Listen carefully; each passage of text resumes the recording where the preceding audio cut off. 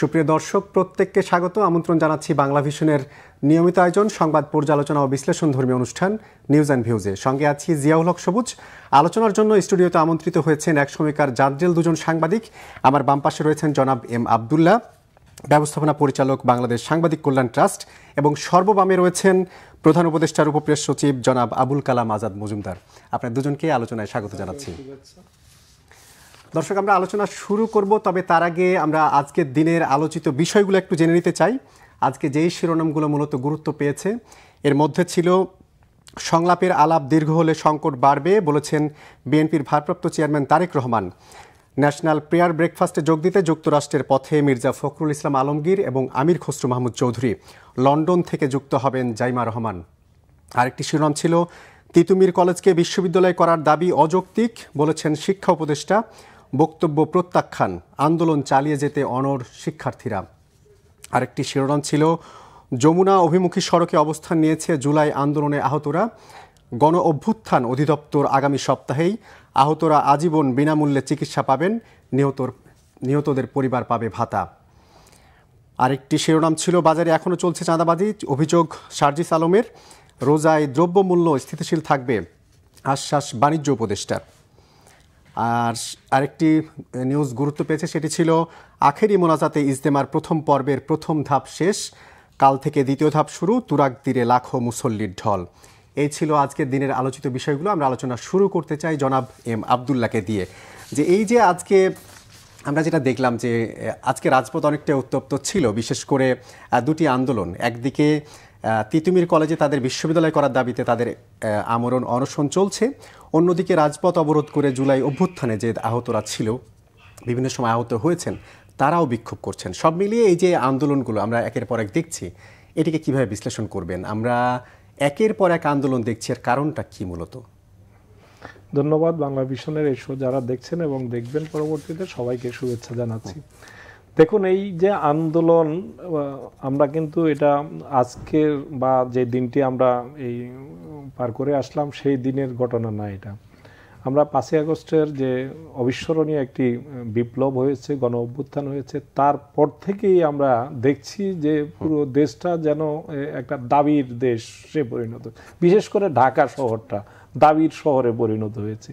গত 15 বছর যাবৎ যেসব দাবি দাওয়া আমরা কখনোই, একজন সংবাদকর্মী হিসেবে আমরা মাঠে ঘাটে ছিলাম, আমরা রাজনীতিতে এবং ঘটনা প্রবাহের খুবই নিবিড়ভাবে পর্যবেক্ষণে ছিলাম, কখনো যাদেরকে দাবি নিয়ে মাঠে নামতে সাহস করতে দেখি নাই, তারা এখন সরাসরি সরকার প্রধানের ঘরে মানে বেডরুমে চলে যাওয়ার জন্য তারা উদ্যোগী হচ্ছেন, উদ্যত হচ্ছেন।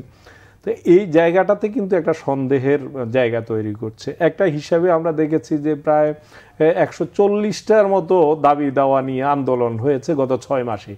তাহলে আপনি বুঝুন যে প্রত্যেক দিনে কতটা করে এভাবে মুভমেন্ট হয়েছে। যে দিনটার কথা আমরা বলছি যে আমরা পার করলাম, সেখানে কিন্তু 60টি জায়গায়, রাজধানীর 60টি গুরুত্বপূর্ণ পয়েন্টে 60টি গ্রুপ আলাদা করে দাবি নিয়ে পুরো শহরটাকে কিন্তু অচল করে দিয়েছে। পুরো নাগরিকদের জীবনকে জিম্মি করে দাবি আদায় করার এই যে একটা প্রবণতা, এটার ব্যাপারে বারবার সরকারের পক্ষ থেকে কিন্তু অনুরোধ করা হয়েছে, বিনয়ের সাথে অনুরোধ করা হয়েছে, পুলিশের পক্ষ থেকে আহ্বান জানানো হয়েছে, কিন্তু তারপরও কিন্তু এটা থামছে না। মাঝে মধ্যে আমরা একটু স্তিমিত হতে দেখি, কিন্তু আবার এতে করে একটা সন্দেহের অবকাশ থাকে যে এর পিছনে অন্য কেউ কলকাঠি নাড়ছে। এটা কারা কলকাঠি নাড়ছে? স্বাভাবিকভাবেই পতিত সরকার যারা পালিয়ে গেছে 5ই আগস্টের আন্দোলনের মুখে, ছাত্র জনতার আন্দোলন, তারা কলকাঠি নাড়তে পারে। কিছু কিছু ক্ষেত্রে এর সিমটমও দেখা যাচ্ছে। যেমন আমি যদি বলি যে পরশুদিন থেকে তিতুমির কলেজের ছাত্ররা কিন্তু নতুন করে আবার রাস্তায় নেমেছে।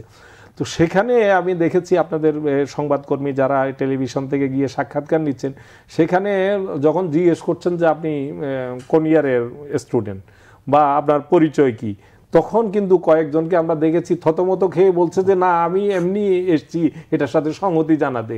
তার মানে কি? তার মানে হচ্ছে যে একটা ব্যানারকে সামনে রেখে যারা পতিত সরকারের, যারা সরকারি দলের যারা ছিল, তারা এখানে এই রাস্তাটাকে অবরুদ্ধ করে মানুষকে ভোগান্তিতে ফেলে এই সরকারকে বিব্রত করা, সরকারকে চাপে ফেলা, এই পরিকল্পনার অংশ হিসেবে করছে। তিতুমির কলেজের যে আমি তিতুমির কলেজটা আমি শেষ করছি। তিতুমির কলেজের বিষয়টা কি? তিতুমির কলেজের যেটা আমরা ভার্চুয়াল জগতে আমরা কিন্তু জনগণকে অত্যন্ত অতিষ্ঠ হয়ে বিরূপ প্রতিক্রিয়া, আমরা যেই কোনো ছাত্র আন্দোলন ন্যায্য আন্দোলনের পক্ষে। আমি সারা জীবন গত 15 বছর ধরে মাঠে ঘাটে আন্দোলন করেছি। কোনো আন্দোলন ন্যায্য আন্দোলনের বিরুদ্ধে আমরা কখনোই নই, ন্যায্য দাবি আদায়ের পক্ষে। কিন্তু মানুষের ভোগান্তি সৃষ্টি করে যে দাবিটা করা হচ্ছে সেই দাবিটা কতটা ন্যায্য সেই প্রশ্ন উঠেছে। অনেকে ভার্চুয়াল জগতে অনেকে প্রশ্ন করছেন যে যারা বিভিন্ন বিশ্ববিদ্যালয়ে সকল বিশ্ববিদ্যালয়ে ভর্তি পরীক্ষা দিয়ে সেখানে না টিকে যারা তিতুমির কলেজে ভর্তি হয়েছেন তাদেরটা এভাবে বলে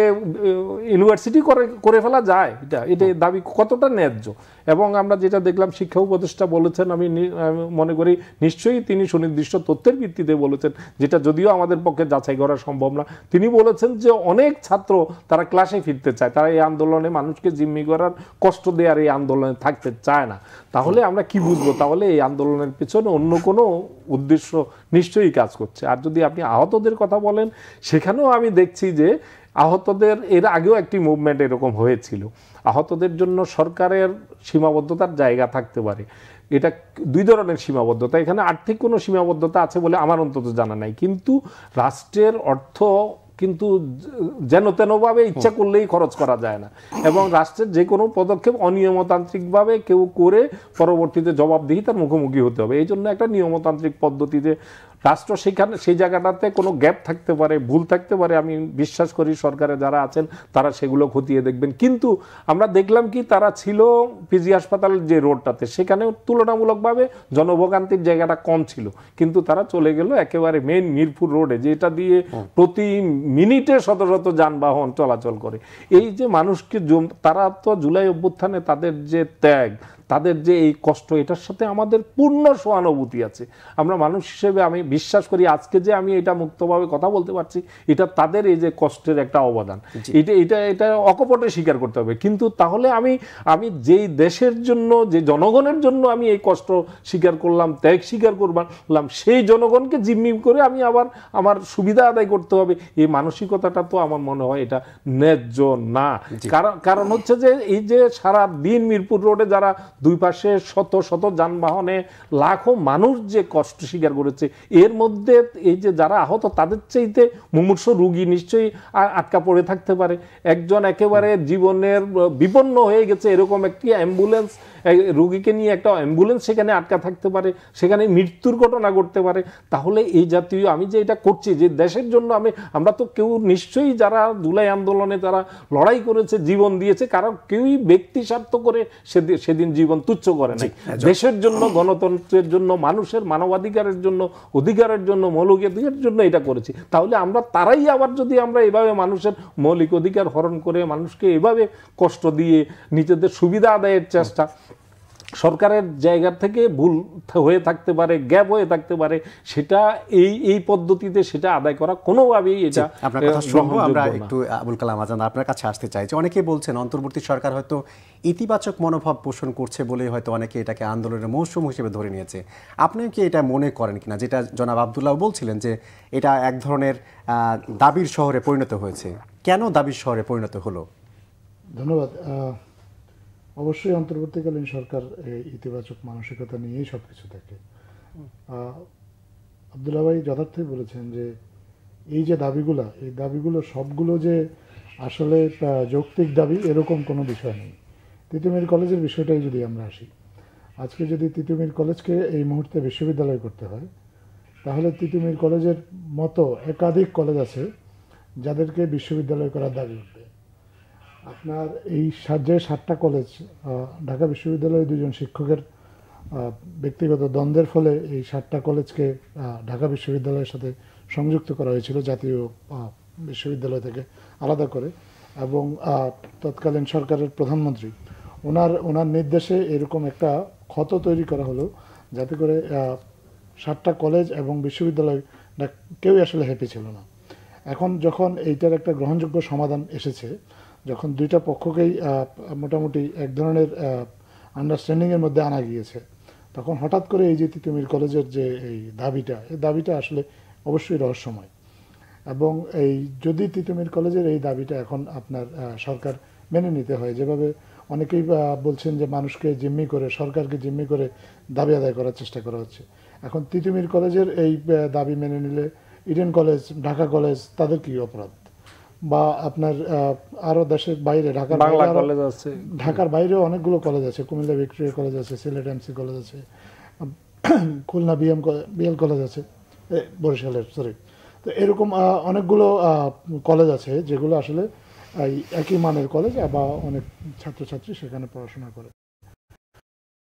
তো এইরকম যে দেশ তো বিশ্ববিদ্যালয় দিয়ে আপনি গড়ে তুলতে পারবেন, কিন্তু প্রশ্ন হচ্ছে যে বিশ্ববিদ্যালয় কি একটা সার্টিফিকেটের জন্য নাকি বিশ্ববিদ্যালয়ের শিক্ষার মান বাড়ানোর জন্য? শিক্ষার মান যদি বাড়ানোটা মূল উদ্দেশ্য হয়, যারা শিক্ষিত হতে চান তাদের যদি মূল উদ্দেশ্য হয় তারা আরও বেশি করে জ্ঞান অর্জন করবেন, আরও পরিশীলিত উপায়ে, সুশৃঙ্খল উপায়ে, তাহলে তো তাদের আন্দোলন করা উচিত আসলে শিক্ষার মানটা বাড়ানোর জন্য। একটা বিশ্ববিদ্যালয় কিন্তু চট করে তৈরি করা যায় না। একটা বিশ্ববিদ্যালয়ের জন্য প্রয়োজনীয় অবকাঠামো লাগে, প্রয়োজনীয় জনবল কাঠামো লাগে, গবেষণার জন্য প্রয়োজনীয় তহবিল লাগে, ইত্যাদি আরও নানা কিছু উপকরণ যোগ করেই কিন্তু একটা বিশ্ববিদ্যালয়। একটা বিশ্ববিদ্যালয় আর কিন্ডারগার্টেনের মধ্যে তো কিছু মৌলিক পার্থক্য থাকবে।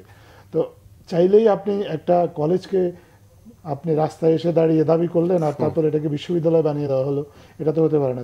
আমি এই জায়গায় একটু প্রশ্ন করতে চাই যে শিক্ষা উপদেষ্টা আজকে বলেছেন তিতুমির কলেজকে আলাদাভাবে বিশ্ববিদ্যালয় করার সুযোগ নেই, আপনারাও বিভিন্ন সময় ব্যাখ্যা করছেন বা অন্য আলোচকরাও বলছেন, তাহলে এখন যে সংকটটা তৈরি হয়েছে এই সংকটের সমাধানটা কোথায়? আপনারা সরকার কিভাবে দেখছে সংকটটা কিভাবে সমাধান হতে পারে?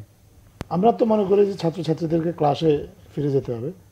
ক্লাসে ফিরে গিয়ে যদি তাদের যে দাবি দেওয়া আছে তারা যদি মনে করেন যে তিতুমির কলেজকে বিশ্ববিদ্যালয় তৈরি করা উচিত, তাহলে এই দাবির পক্ষে তারা জনমত গড়ে তুলতে পারেন। তাই এই দাবির পক্ষে তারা ওপিনিয়ন বিল্ড করতে পারেন, তারা কথা বলতে পারেন, টিভিতে এসে কথা বলতে পারেন, পত্রিকায় লেখালেখি করতে পারেন, আরও অনেকভাবে ওপিনিয়ন বিল্ড করে তারা তাদের যে দাবিটাকে যদি যৌক্তিক প্রমাণ করতে পারেন, তাহলে অবশ্যই তাদের তিতুমির কলেজকে বিশ্ববিদ্যালয় করা হবে। দেশে অনেকগুলো বিশ্ববিদ্যালয় আছে, আরেকটা বিশ্ববিদ্যালয় হলে দেশের বিরাট কোনো ক্ষতি হয়ে যাবে না। কিন্তু এই একটা রাস্তায় কয়েকজন ছাত্রছাত্রী দাঁড়িয়ে দাবি করলো এবং তারপর একটা কলেজকে বিশ্ববিদ্যালয় করা হলো, এই ধরনের যদি পরিস্থিতি দেশে তৈরি হয়, তাহলে তো দেশে আর বিশ্ববিদ্যালয়েরও অভাব থাকবে না, আর দাবি দেওয়ারও অভাব থাকবে না। তখন যে কেউ এসে যে কোনো প্রতিষ্ঠানকে বিশ্ববিদ্যালয় করার দাবি করে তুলতে পারে। সরকার চাইলেও এরকম বিশৃঙ্খল পরিস্থিতি অ্যালাউ করতে পারে না দেশে। জি, জনাব আব্দুল্লাহ, আপনার কাছে আসবো যে আমরা এখন পর্যন্ত দেখলাম যে অনেকগুলো আন্দোলন হয়েছে, আপনি নিজেও বলছিলেন যে 140টির মতো আন্দোলন হয়েছে এই গত 6 মাসে।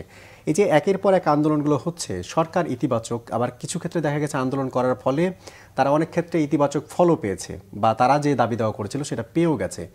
সরকার আসলে একের পর এক যে দাবিগুলো অনেক ক্ষেত্রে মেনে নেওয়ার কারণটা কি? সরকার কি বাধ্য হয়ে এরকম করছে? দেখুন, বর্তমান সরকারটি তো কোনো পলিটিক্যাল সরকার না, রাজনৈতিক সরকার না, এবং একটি বিপ্লব উত্তর সরকার, যে সরকারের কাছে প্রধানত মানুষের আকাঙ্ক্ষার জায়গাটা হচ্ছে যে গত 15 বছরের ফ্যাসিবাদী শাসনে রাষ্ট্রের যে প্রতিষ্ঠানগুলো ধ্বংস হয়ে গেছে, রাষ্ট্রের নির্বাচনী ব্যবস্থা একবারে শেষ হয়ে গেছে, রাষ্ট্রের বিচার ব্যবস্থাকে ধ্বংস করে ফেলা হয়েছে। এই জায়গাগুলোতে একটি সংস্কারের মাধ্যমে একটা যৌক্তিক সময়ের মধ্যে একটি নির্বাচন, যেটি মানুষের কাছে খুবই গ্রহণযোগ্য নির্বাচন হবে এবং সুষ্ঠু নির্বাচন হবে, যেটার মধ্য দিয়ে মানুষের জনমতের প্রতিফলন ঘটবে, এরকম একটি নির্বাচনের আকাঙ্ক্ষা নিয়ে এই সরকারকে দায়িত্ব দিয়েছে মানুষ, বিপ্লব উত্তর সরকারকে।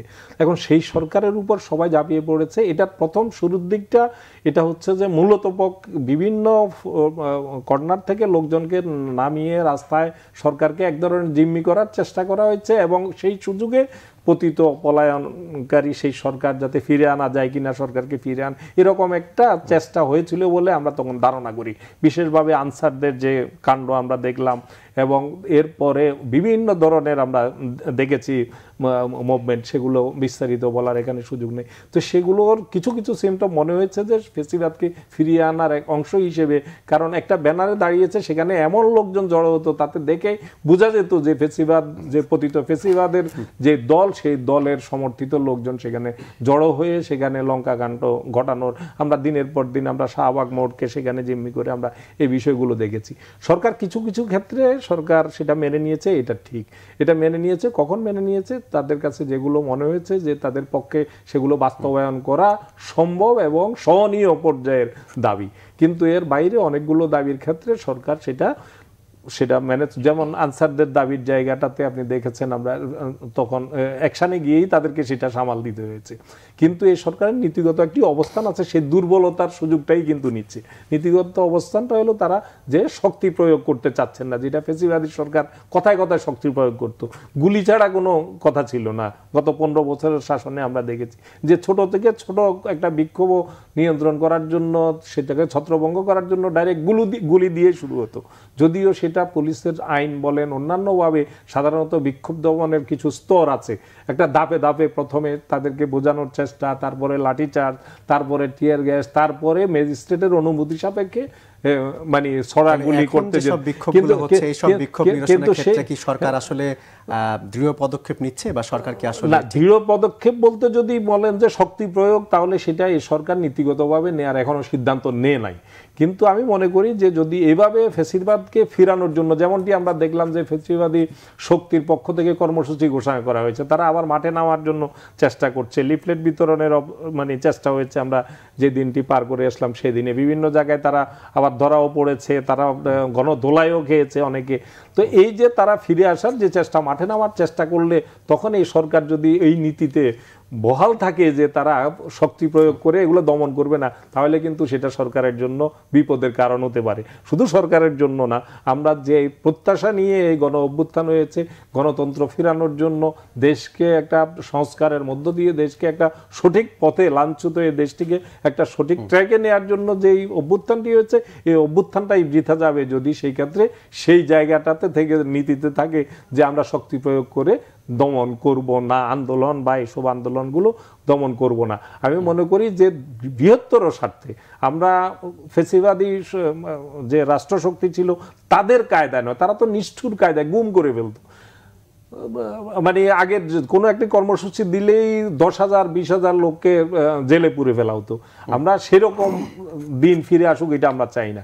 কিন্তু তাই বলে রাষ্ট্রটাকে যদি আবারও সে ধরনের হুমকির মুখে ফেলা হয়, তাহলে আর সরকার যদি বসে বসে দেখে, সেটাও সরকারের জন্য কোনোভাবেই, এটা সরকারের জন্য, রাষ্ট্রের জন্য এবং গণতন্ত্র মানা মানুষের জন্য, শান্তিপ্রিয় মানুষের জন্য কোনোভাবেই এটা কাম্য হবে না। আমি বিশ্বাস করি যথাসময়ে সরকার যথাযথভাবে তাদের যে সরকার যে অ্যাসার্টিভ জায়গাটা, সেই জায়গায় অ্যাসার্ট করার জায়গাটা অ্যাসার্ট করবে বলে আমি বিশ্বাস করি। তাহলে এই ধরনের এই যে ঠুনকো অজুহাতে যখন তখন মানুষকে জিম্মি করে এই ভোগান্তির মধ্যে ফেলার এই কালচার থেকে আমার মনে হয় যে এখন সময় এসছে। আমি অন্তত মনে করি যে 6 মাস পর্যন্ত সরকার কিছুটা উদারভাবে দেখেছে, এখন সরকার পরিষ্কারভাবে একটা বলে দিয়ে দিতে পারে যে আমাদের এই মুহূর্ত থেকে আমাদের নির্বাচন পর্যন্ত আমরা আর কোনো দাবি আমরা আমলে নেব না, একমাত্র নির্বাচন করা, সংস্কার এবং নির্বাচন, এছাড়া অন্য কিছু আমাদের আমলে নেওয়ার সুযোগ নাই। এটা পরিষ্কারভাবে বলে দিলেই আমার মনে হয় জানতে চাই যে আসলে সেই সময়টা এসেছে কিনা। যে অনেকেই বলছেন যে সরকার হয়তো অনেক ক্ষেত্রেই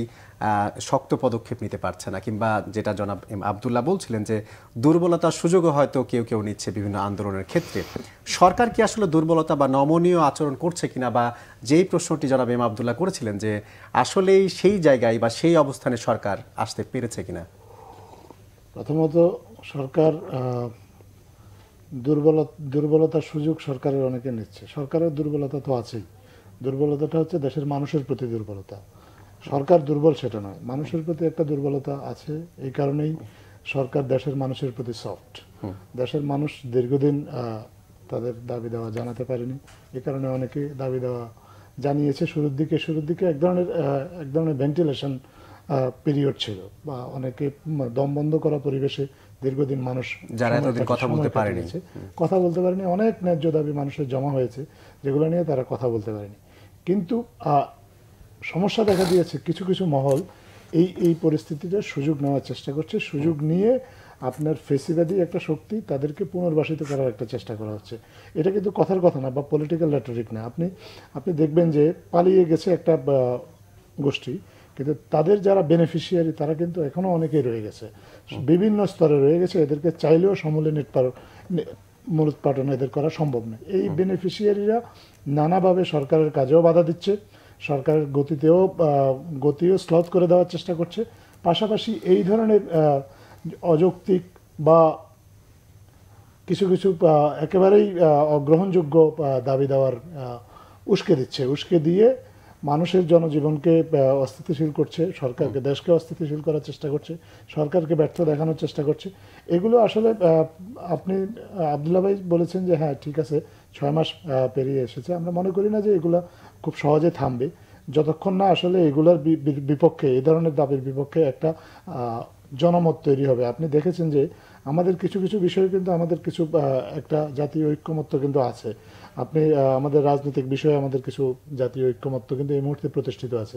নির্বাচন নিয়ে বিভিন্ন রাজনৈতিক দল বিভিন্ন ভাবে কথা বলছেন, সেটা একটা গণতান্ত্রিক সমাজে এটা কোনো অপ্রত্যাশিত বা এটা নতুন কিছু নয়, এক একজনের দৃষ্টিভঙ্গি এক একজন থাকবে। কিন্তু কিছু কিছু ক্ষেত্রে আমরা কিন্তু জাতীয় ঐক্যের পরিচয় দিয়েছি। আমাদের এখনো সময় আছে যে এইসব পরিস্থিতিতেও কিন্তু এক ধরনের ঐক্যের পরিচয় দিতে হবে, যাতে করে কেউ দেশে মানুষের দুর্ভোগ সৃষ্টি না করতে পারে এবং দাবি দেওয়ার দোহাই দিয়ে দেশটাকে অস্থিতিশীল না তুলতে পারে। আজাদ ভাই, এই প্রশ্নে আসতে চাই যে জুলাই অভ্যুত্থানে যেসব আহত রয়েছেন তারা যে বিক্ষোভ করছেন, তারা বলছেন যে এই সরকার আসলে যারা হতাহতদের রক্তের উপর দাঁড়িয়ে ক্ষমতায় গেছে, কিন্তু তারাই এই যারা আহত রয়েছেন তাদের পুনর্বাসন করেননি, তাদের চিকিৎসার ব্যবস্থা করেননি, কিংবা তাদের রাষ্ট্রীয় কোনো স্বীকৃতি দেয়নি। তাহলে তাদের এই দাবি আসলে কতটা সত্য? এটা অ্যাকচুয়ালি ঢালাও অভিযোগ করাটা ঠিক হবে না। এই সরকার জুলাই অভ্যুত্থানে যারা সংশ্লিষ্ট তাদেরকে কিছুই করেনি, এই যদি এরকম কোনো অভিযোগ আসে তাহলে এটা ঢালাও অভিযোগ হয়ে যায়। কিছু কিছু ক্ষেত্র বিশেষে হয়তো সবার যে প্রত্যাশা, সেই প্রত্যাশা অনুযায়ী সরকার হয়তো পারেনি। কিন্তু আপনি যদি দেখেন এই সরকার কিন্তু আপনার ইতিমধ্যে 30 জন আহতকে বিদেশে পাঠিয়েছে চিকিৎসার জন্য, তাদের পিছনে 20 কোটি টাকা খরচ করেছে। সিঙ্গাপুরে আমেরিকা থেকে ডাক্তার এসেছে, ডাক্তার এসে দেখছেন এবং তাদের পরামর্শ অনুযায়ী আরও বেশ কয়েকজনকে বিদেশে চিকিৎসার জন্য নিয়ে যাওয়ার প্রক্রিয়া চলছে। এখন পর্যন্ত আহত নিহতদের পরিবারকে 65 কোটি টাকা আর্থিক অনুদান দেওয়া হয়েছে। তা আমি মনে করি যে এইটা একটা চলমান প্রক্রিয়া, এটা সরকার নিরন্তর এটা নিয়ে কাজ করে যাচ্ছে এবং এই কাজ আস্তে আস্তে করছে। আব্দুল্লাহ ভাই একটু আগে উল্লেখ করেছেন যে আপনার সরকারের কাজটা একটু নিয়মতান্ত্রিক উপায়ে করতে হয়। সরকারের চাইলেই কিন্তু সরকারের অর্থ যখন তখন ব্যয় করা যায় না, কিছু নিয়ম কারণ ফলো করে এগুলো করতে হয়। এবং আপনি আরও দেখে থাকবেন যে জুলাই গণ অভ্যুত্থানে শহীদদের আহতদের তালিকায় অনেক কিন্তু এমন কিছু লোক ঢুকে গেছে যারা আসলে জুলাই গণ অভ্যুত্থানে শহীদ কিনা এটা যাচাই বাছাইয়েরও কিন্তু প্রয়োজন রয়েছে। আহতদের ক্ষেত্রে এরকম কিছু প্রয়োজনীয়তা রয়েছে। সেই কাজ কি শুরু হয়েছে? সেই কাজও চলমান আছে, সেই কাজ চলমান আছে দেখেই কিন্তু আস্তে আস্তে ধীরে ধীরে জুলাই শহীদদের তালিকা তৈরি হচ্ছে, আহতদের তালিকা প্রতিনিয়ত আপডেট করা হচ্ছে। তো ইত্যাদি কাজ করতে গিয়ে কারো মনে হয়তো কিছু ক্ষোভের জন্ম হয়ে থাকতে পারে, এটা অস্বাভাবিক কিছু না। তাছাড়া অনেক দিন হয়ে গেল আহত যারা আছেন তারা চিকিৎসাধীন আছেন। তো এতদিন যদি কেউ চিকিৎসাধীন থাকে তার মধ্যেও এক ধরনের অস্থিরতা কাজ করতে পারে, খুব স্বাভাবিক। জীবন নিয়ে একটা অনিশ্চয়তা তৈরি হয়। কেউ যখন দীর্ঘদিন ধরে আসলে চিকিৎসাধীন থাকে বা আহত থেকে পরিপূর্ণ সুস্থ না হয়, তাদের মানসিক কষ্ট থাকাটা অস্বাভাবিক কিছু না। সেই কষ্ট থেকে তারা হয়তো সরকারকে দোষারোপ করছে বা তারা রাস্তায় নেমে এসেছে। তো এইটা তাদের দাবির প্রতি সরকার পুরোপুরি সহানুভূতিশীল এবং তাদের জন্য যতটা আন্তরিকভাবে সম্ভব সরকার কাজ করছে। এবং আমরা আশা করি তাদের হয়তো এই কষ্ট যেটা বা তাদের এইটা হয়তো অচিরেই দূর করা সম্ভব হবে এবং তাদের জন্য তাদের চাহিদা মাফিক প্রয়োজনীয় চিকিৎসারও ব্যবস্থা করা সম্ভব হবে। জি, আমরা আলোচনা করব, একটা ছোট্ট বিরতিতে যেতে হচ্ছে। দর্শক, নিউজ অ্যান্ড ভিউজে এই মুহূর্তে নিচ্ছি ছোট একটা বিরতি, একটু পরে ফিরবো, সঙ্গে থাকুন।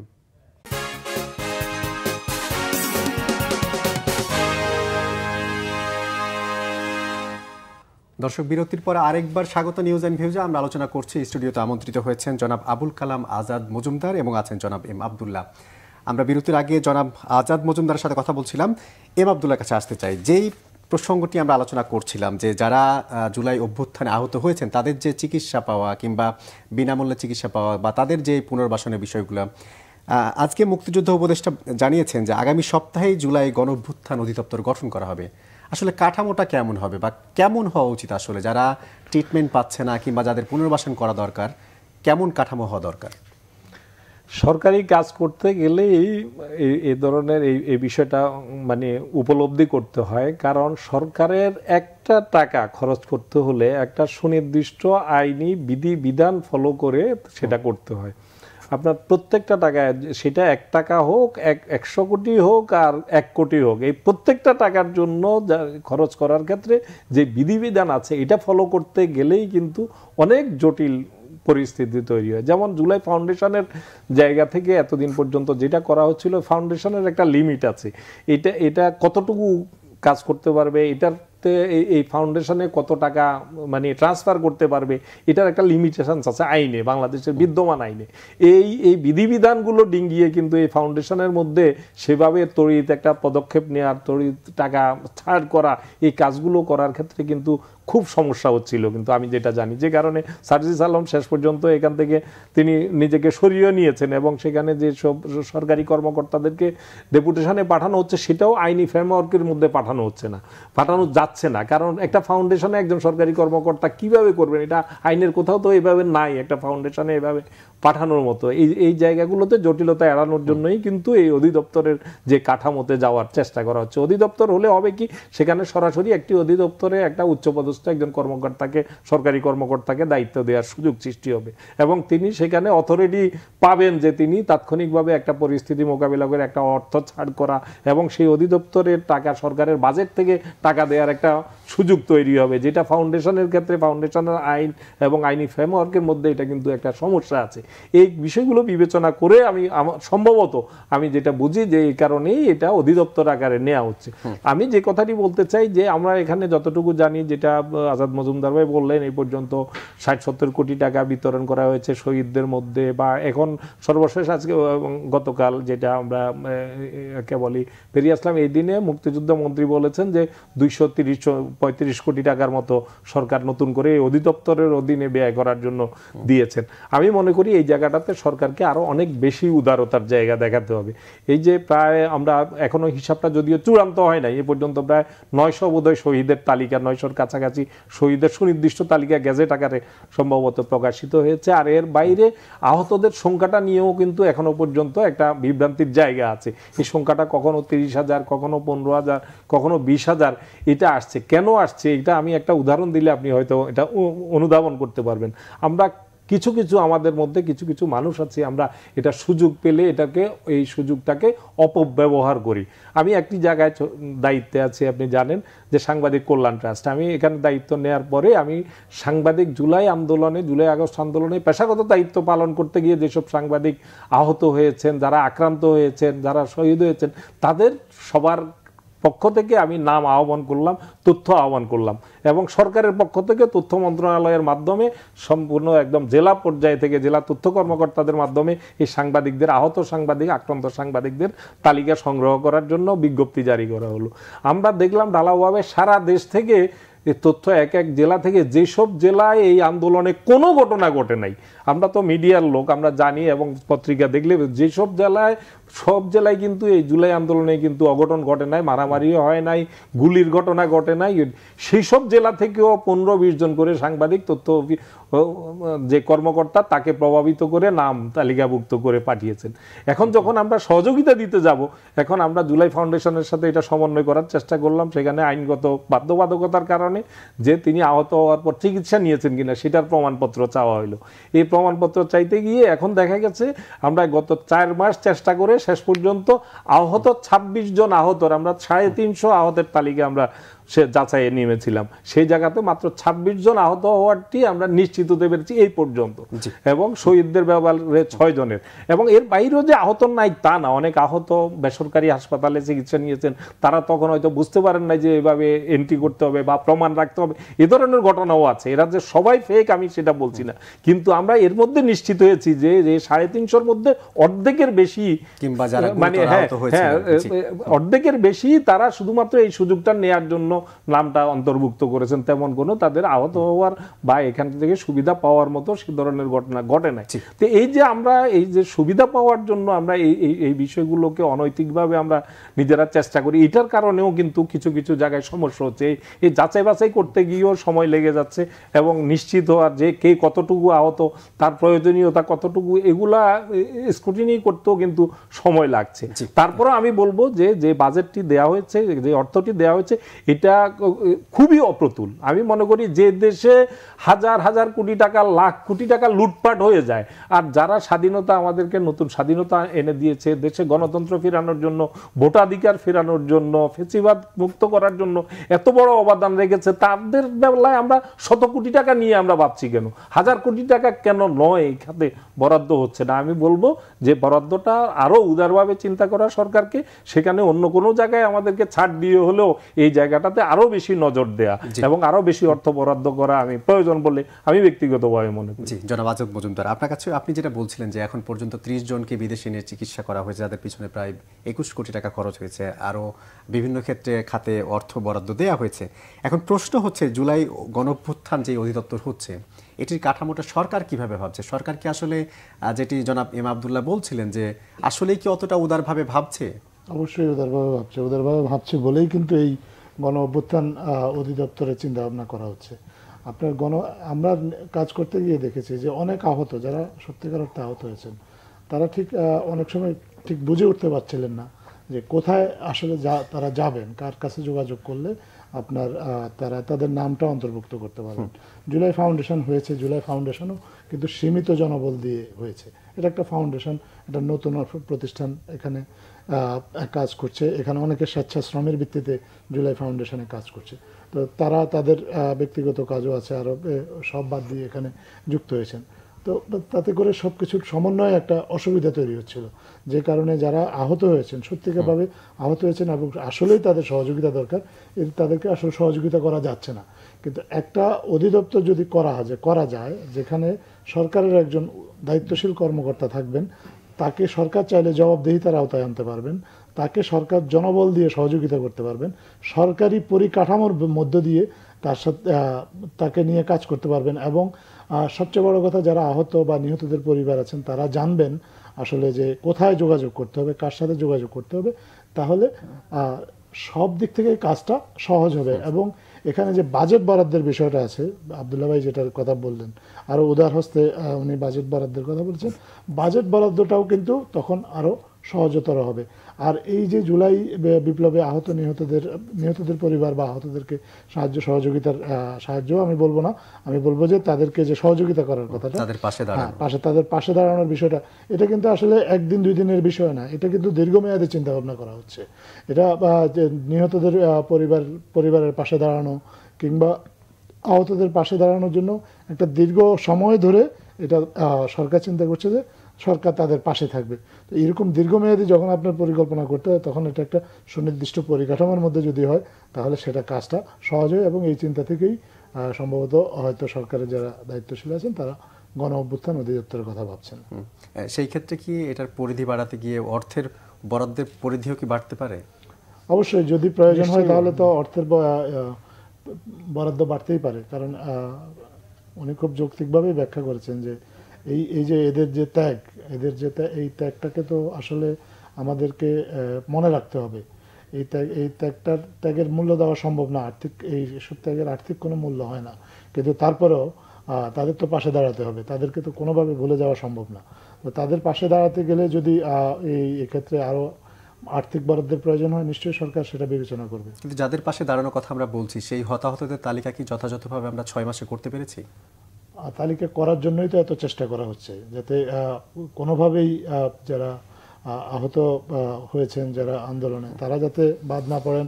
আবার এই যে যারা সুযোগ সন্ধানী আছেন, তারা যাতে কোনোভাবে যুক্ত না হতে পারেন, সেই জন্যই সেই চেষ্টাটাই করা হচ্ছে। আপনাকে একটা জিনিস আমি অন্তর্বর্তীকালীন সরকারের পক্ষ থেকে একেবারে নিশ্চিত করতে চাই, জুলাই বিপ্লবের ব্যাপারে সরকারের কোনো রকমের বিন্দু মাত্র গাফিলতি করার কোনো সুযোগ নেই। সরকারের কোনো স্তর থেকে যদি জুলাই বিপ্লবের ব্যাপারে গাফিলতি করার কোনো ধরনের অভিযোগ পাওয়া যায়, তাহলে সরকার তাৎক্ষণিকভাবে তাদের বিরুদ্ধে ব্যবস্থা নিতে প্রস্তুত। তো এইখানে তারপরেও ভুল ত্রুটি মানুষের হয়, সরকারের মধ্যেও ভুল ত্রুটি হতে পারে, কিন্তু তারপরেও জুলাই বিপ্লবের ব্যাপারে আসলে কোনো কম্প্রোমাইজ করার কোনো সুযোগই নেই এখানে।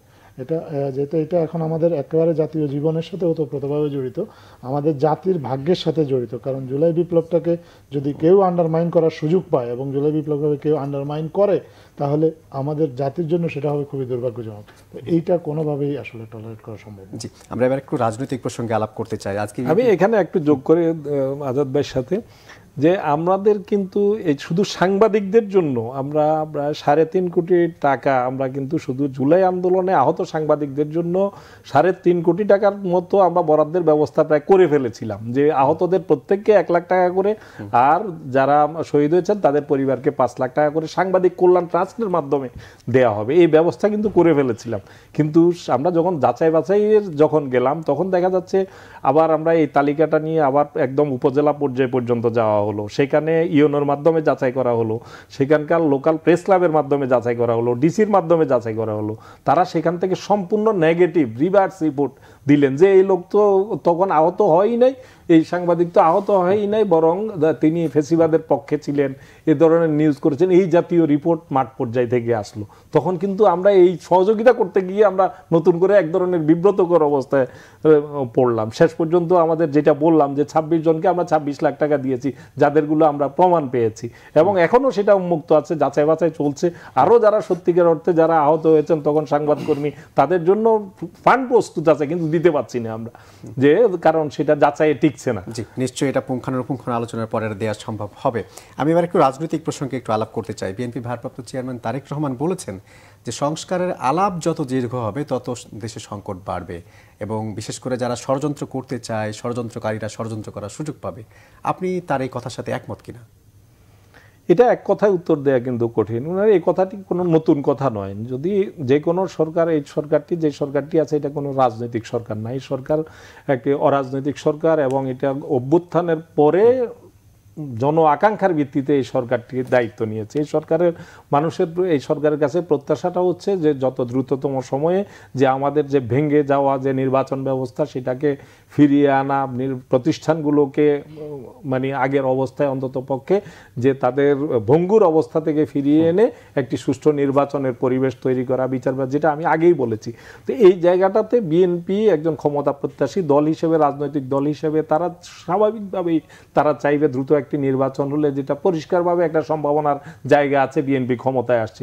সুতরাং সেই দল ক্ষমতায় আসার জন্য দীর্ঘ 17-18 বছর ক্ষমতার বাইরে আছে এবং চরম নিপীড়নের শিকার হয়েছে গত 15-16-17 বছর ধরে।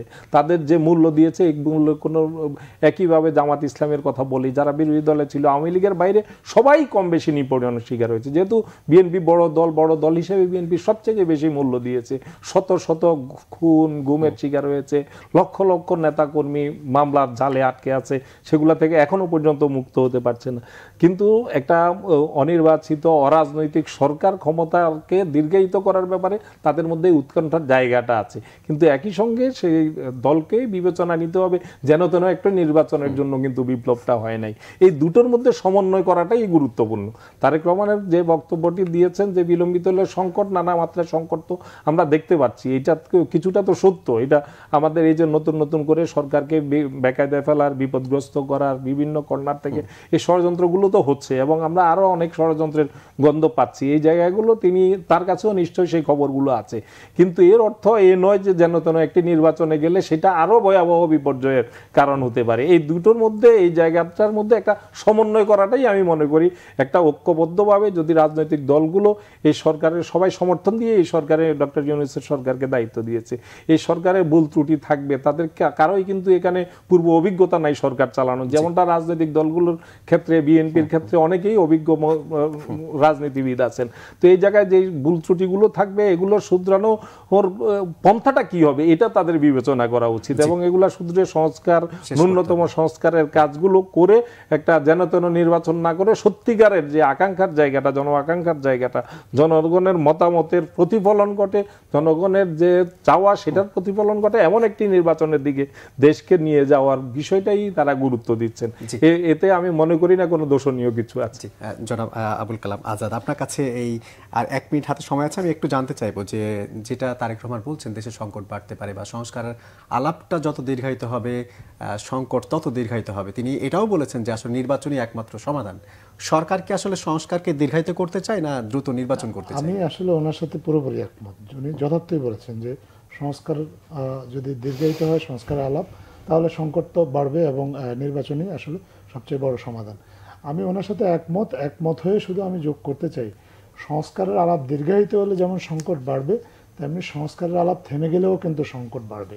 সো আমাদের কোনোভাবেই সংস্কারের আলাপটা থামিয়ে রাখা যাবে না, সংস্কারের আলাপটা চালিয়ে যেতে হবে এবং চালিয়ে যে আমরা যত দ্রুত সম্ভব সংস্কারের বিষয়ে একটা রাজনৈতিক ঐক্যমত্যে পৌঁছাতে হবে এবং তখনই কেবলমাত্র সম্ভব হবে যে কাঙ্ক্ষিত রাজনৈতিক বন্দোবস্তের কথা আমরা সবাই বলছি বা ভাবছি সেখানে পৌঁছানো, এবং সেখানে পৌঁছানো গেলে এই ধরনের সংকট নিয়ে আর কোনো আলাপ থাকবে না। তখন সুন্দর একটা রাজনৈতিক বন্দোবস্ত তৈরি হবে এবং তার ফলে যে নির্বাচনটা হবে সেটাও আমরা বিশ্বাস করি সবার কাছে গ্রহণযোগ্য হবে। সরকার কি সেই চেষ্টায় আছে যে রাজনৈতিক একটা বন্দোবস্ত তৈরি হবে? অবশ্যই সরকার তো প্রথম থেকেই সেই চেষ্টায় আছে।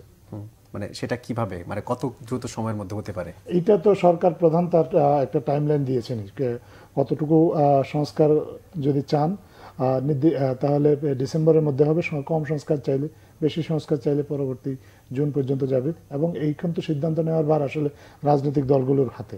তারা নির্ধারণ করবেন যে তারা আসলে কতটুকু সংস্কার চান। সংস্কারের প্রাথমিক প্রস্তাবগুলো কিন্তু ইতিমধ্যে প্রকাশ করা হয়েছে। সরকার আশা করে যে এই প্রস্তাবগুলো রাজনৈতিক এই মহল এই প্রস্তাবগুলো নিয়ে এখন আলোচনা করবে, ডিবেট করবে, ওপিনিয়ন বিল্ড করবে। তারা একটা নিজেরা আলোচনা করে এমন একটা জায়গায় পৌঁছাবে যেখান থেকে আসলে সবাই মিলে একটা নির্বাচনের দিকে এগিয়ে যাবেন। এখানে তো সরকারের দিক থেকে আন্তরিকতার কোনো ঘাটতি নেই এবং সরকার বিশ্বাস করে রাজনৈতিক দলগুলো এই একই ধরনের আন্তরিকতা দেখাবে এক্ষেত্রে। এখানে আশাবাদের জায়গা যেটা সেটা হচ্ছে যে সংস্কার এবং নির্বাচনের যে টাইম ফ্রেম এটার মধ্যে খুব বেশি কিন্তু মত পার্থক্য নাই। কিন্তু বিএনপি মহাসচিব কিন্তু এই সর্বশেষ তার আমেরিকা যাত্রার আগেও তিনি বলেছেন যে ডিসেম্বরের মধ্যে নির্বাচন। তো ডিসেম্বরের নির্বাচনের একটা ডেট তো অলরেডি সরকার ডক্টর ইউনূসের পক্ষ থেকেই আছে এবং সেটা বড় জোর যদি কোনো কারণে সেটা 1-2 মাস এদিক ওদিক হয় সেটাতে আমি মনে করি না যে বড় ধরনের। আর সংস্কারের প্রশ্নেও বিএনপি কিন্তু 31 দফা সংস্কারের যে এটা আর যে সংস্কার প্রস্তাবগুলো আসছে এটার মধ্যেও খুব বেশি পার্থক্য নাই। অধিকাংশ সংস্কার প্রস্তাবই কিন্তু বিএনপির 31 দফার মধ্যেও আছে, 2-1টি ছাড়া।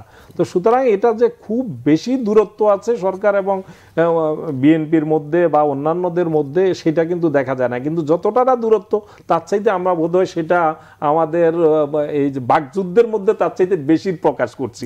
এই জায়গাটাই কিন্তু একটা সুযোগ নিচ্ছে পতিত ফ্যাসিবাদীরা, সেই সুযোগটা নিচ্ছে। সেই সুযোগটা যাতে না পায় সেদিকে সবাই যদি একটু সতর্ক থাকি, এই জায়গাতে মৌলিক জায়গাগুলোতে ঐক্যবদ্ধ থাকি, তাহলে আমার মনে হয় সংকটটা অতটা বাড়ার সুযোগ হবে না। আজকে এখানে শেষ করতে হচ্ছে। অসংখ্য ধন্যবাদ জনাব আব্দুল্লাহ, আপনাকেও ধন্যবাদ কালাম আজাদ মজুমদার আজকে সময় দেওয়ার জন্য। দর্শক, এই ছিল আজকে নিউজ অ্যান্ড ভিউজ। এতক্ষণ যারা সঙ্গে ছিলেন সবাইকে ধন্যবাদ। ভালো থাকবেন সবাই। শুভরাত্রি।